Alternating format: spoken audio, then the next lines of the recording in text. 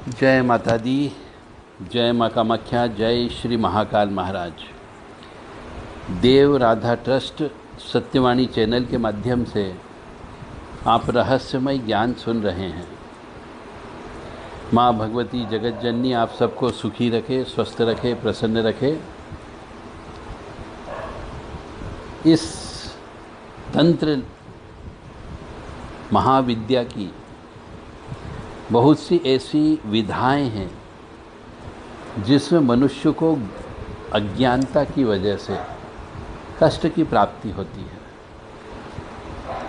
अब एक विशेष प्रैक्टिकल ज्ञान आपको देने जा रहे हैं कि मनुष्य बहुत सी जगह YouTube सुनता है, टीवी देखता है, पेपर पढ़ता है, न्यूज़पेपर पढ़ता है, मैगज़ीन भी पढ़ता है।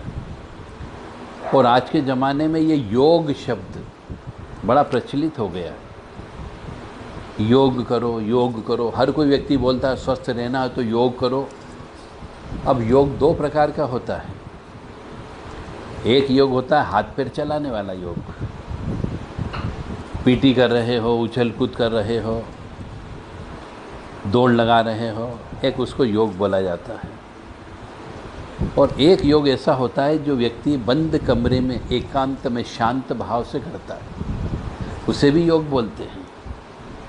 और कुछ लोग आजकल इंग्लिश में योगा बोलने लगे हैं। पर दोनों का वही है, अर्थ एक ही निकलता है, एक शारीरिक, एक आध्यात्मिक। अब शारीरिक योगा में तो आँख खुली रहती है, फुल कंसंट्रेशन से हम पीटी करते हैं, उछल कूद करते हैं, दौड़ लगाते हैं, दंड बैठक लगाते हैं, और भी तरह तरह की विद्याएं होती है उसका पालन करते हैं। परंतु यदि इस योग विद्या में भी यदि कोई गुरु नहीं रहा तो नसें चढ़ जाती है, हड्डी टूट जाती है। और एक योग वो भी होता है जो बंद कमरे में आध्यात्मिक उन्नति के लिए किया जाता है। उस योग में भी यदि गुरु नहीं है तो आत्मा जब फुल परमात्मा से मिलन के लिए चल पड़ती है तो रास्ते में किसी भी गुरु के द्वारा दिया गया रक्षा कवच, रक्षा मंत्र या आसन सिद्धि या आसन का बंधन नहीं होता है तो वह आत्मा फ्री होती है। और इस ब्रह्मांड में असंख्य राक्षसी प्रवृत्ति वाली आत्माएं भी भटक रही है। और जब आपकी आत्मा ध्यान योग के माध्यम से ब्रह्मांड में जाती है और वहाँ पर रास्ते में आपको ऐसी राक्षसी प्रवृत्ति वाली आत्माएं टकरा जाती है और आपकी आत्मा निहत्ती होती है, क्योंकि आपने गुरु से प्रशिक्षण नहीं लिया हुआ है। क्यों नहीं लिया है? क्योंकि आपको मालूम ही नहीं कि हमें आसन का बंधन कैसे करना है, हमें स्थान का बंधन कैसे करना है, हमें रक्षा कवच कौन सा धारण करना है। मैगजीन में पढ़ लिया, टीवी पर सुन लिया, यूट्यूब पर देख लिया कि योग करो साहब, योग से चेहरा ग्लोब आ जाता है और आध्यात्मिक उन्नति होती है, शांति मिलती है, मानसिक शांति। तो बहुत से मनुष्य बिना गुरु के योग करने लगते हैं और जब योग करते करते उनका ध्यान बहुत ज़्यादा कंसंट्रेट हो जाता है, वो ध्यान में ब्रह्मांड में जाने लग जाते हैं, ऋषि मुनियों से मुलाकात होने लगती है, बहुत सी सिद्ध आत्माओं से मुलाकात होती है। तो जैसे जैसे उसका इंटरेस्ट डेवलप होने लगता है वो आधा घंटा, 1 घंटा, 2 घंटा, 3 घंटे योग अवस्था में बैठता है, जिसको हम शून्य अवस्था बोलते हैं। और जब कई बार ऐसी आसुरी प्रवृत्ति वाली बहुत सी अदृश्य शक्तियाँ ब्रह्मांड में घूमती हैं, वो उस निहत्ती आत्मा को पकड़ लेती है और उसी आत्मा के साथ में जब वो आत्मा वापस उस शरीर में कॉन्शियस अवस्था में मनुष्य आता है, जागृत अवस्था में आता है, तो वह आत्मा और वह राक्षसी प्रवृत्ति वाली आत्माएं भी उसके शरीर में प्रवेश कर जाती है और उसकी आत्मा को छोड़ती नहीं है। यानी एक आत्मा के साथ में 2, 4, 6 आत्माएं का वास रहता है। अब उस मनुष्य की प्रवृत्ति बदल जाती है, बोलने का तरीका बदल जाता है, रहन सहन बदल जाता है, मानसिक स्थिति खराब हो जाती है, बोलने का तरीका बदल जाता है।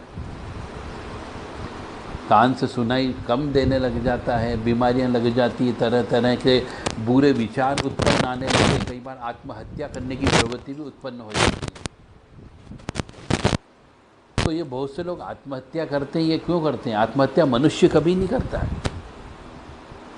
आत्महत्या जब आत्मा के ऊपर आत्मा बैठ जाती है, एक आत्मा को जो एक निश्चल प्रवृत्ति की आत्मा होती, पवित्र आत्मा होती है, उस आत्मा के ऊपर जब राक्षसी प्रवृत्ति वाली आत्मा नियंत्रण कर लेती है, तो वह राक्षसी प्रवृत्ति वाली आत्मा उस मनुष्य के शरीर के अंदर प्रवेश करके आत्महत्या करवा देती है।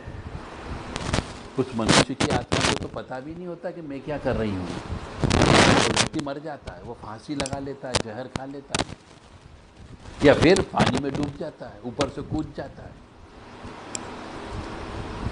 तो अभी वर्तमान में पिछले 2-3 महीने में मेरे पास ऐसे कई केसेस आ गए कि वो योग करते थे,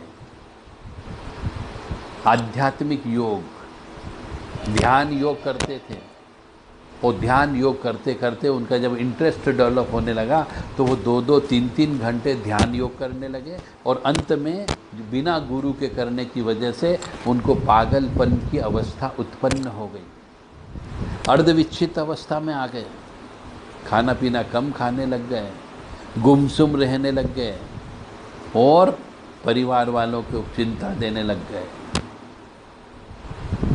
तो मेरा आप सबसे विनम्र निवेदन है कि चाहे वो फिजिकल योग करें, शारीरिक योग करें, या आध्यात्मिक योग करें, स्पिरिचुअल योग करें, अपनी आत्मा की उन्नति के लिए योग करें, दोनों योग करें, परंतु किसी गुरु के सानिध्य में रह करके करें, गुरु से आदेश लेकर के करें, गुरु से प्रशिक्षण लेकर के करें, ताकि वह आपको अपनी रक्षा कवच दे सके।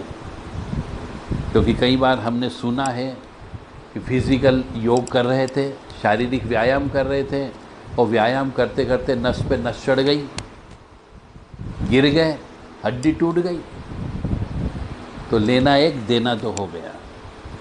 तो वो भी किसी योग्य प्रशिक्षक के मार्गदर्शन में किया जाए। क्योंकि बीच में ये भी सुनने में आया था कि बाबा रामदेव जी के द्वारा जो पेट को घुमाया जाता है, वो करने की बहुत से लोगों ने कोशिश की, तो उसकी वजह से कई मनुष्य हॉस्पिटल में एडमिट हो गए करते करते, क्योंकि उनको योग्य गुरु नहीं मिला, सिर्फ उनको देख देख करके करने लगे। और बहुत से मनुष्यों को हमने देखा, प्लेन में जा रहे हैं तो देखा, ट्रेन में जा रहे हैं तो देखा, बस में जा रहे हैं तो देखा, हर कभी वो सांस को अंदर खींचने लग गए।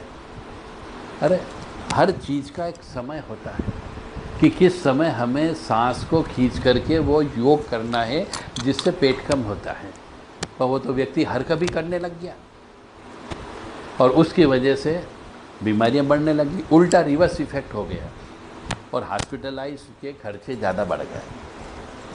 बहुत से मनुष्यों को हमने देखा कि बाबा रामदेव जी ने बोला, भैया नाखून से नाखून टकराओ तो बाल काले हो जाएंगे, शरीर के अंदर गर्मी रहेगी, ऊर्जा बढ़ती रहेगी। आध्यात्मिक लाइन ये बोलती है कि यदि कोई व्यक्ति नाखून से नाखून टकराता है तो उसके अंदर एक ज्वाला उत्पन्न होती, अग्नि उत्पन्न होती है, उससे दरिद्रता आती है। परंतु मनुष्यों ने ये नाखून से नाखून टकराना भी प्रारंभ कर दिया। जब बैठे तब ट्रेन में बैठे तो भी नाखून से नाखून रगड़ रहे हैं, किसी का इंतज़ार कर रहे हैं तो भी नाखून से नाखून रगड़ रहे हैं, अपनी दुकानदारी की गद्दी पर बैठे तो भी रगड़ना चालू कर दिया उनने, और धीरे धीरे बर्बाद हो गए। अब उन्हें मालूम नहीं चला कि हम बर्बाद क्यों हो गए, हमारा पैसा क्यों डूब गया, हमारा धंधा पानी क्यों बंद हो गया। तो ये भी एक योग प्रक्रिया है कि कब किया जाए, किसके समक्ष किया जाए और कैसे किया जाए। बिना गुरु के कोई भी काम नहीं होता, बिना गुरु के पढ़ाई लिखाई नहीं होती है। तो आप सबसे विनम्र निवेदन है कि चाहे आप शारीरिक व्यायाम करें या आध्यात्मिक व्यायाम करें, किसी योग्य उचित गुरु के मार्गदर्शन में करें, उससे प्रशिक्षण लेकर के करें और फिर अपनी उन्नति करें।